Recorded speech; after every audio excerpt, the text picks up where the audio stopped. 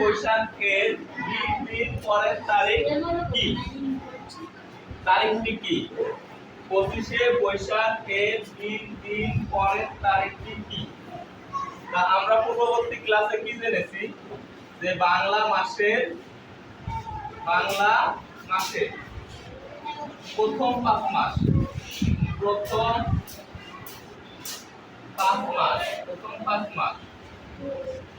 5 মাস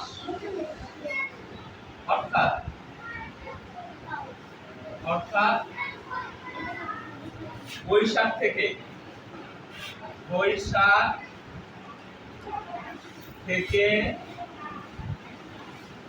ভাদ্র পর্যন্ত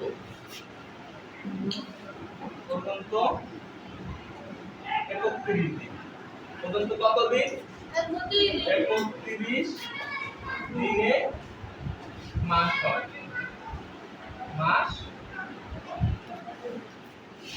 বাংলা মাসের প্রথম 5 মাস অর্থাৎ বৈশাখ থেকে ভাদ্র পর্যন্ত 31 দিনে মাস হয়।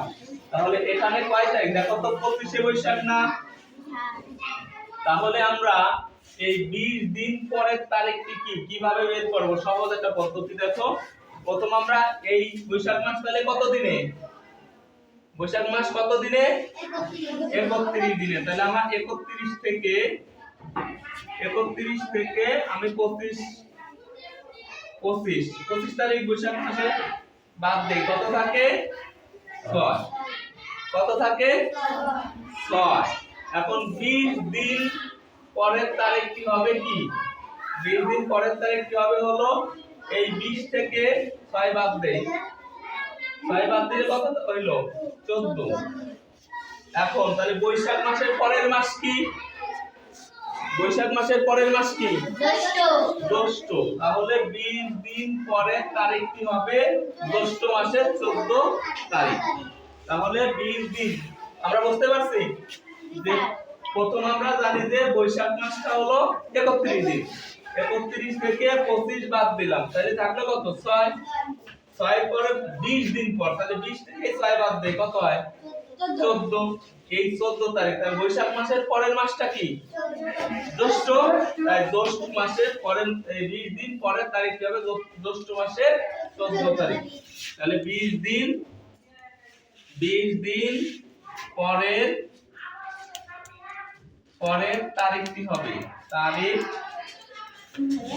তারিখটি হবে 20 দিন পরের তারিখটি হবে জ্যৈষ্ঠ মাসের জ্যৈষ্ঠ মাসের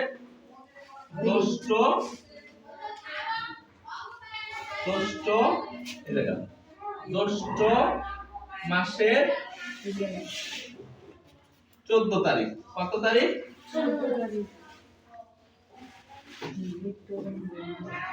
14 তারিখ। জ্যৈষ্ঠ মাসের 14 তারিখ। আমরা কি বুঝতে পারছি? প্রথম আমরা আবার রিপিট করি, 25শে বৈশাখ এর 20 দিন পরের তারিখটি কি?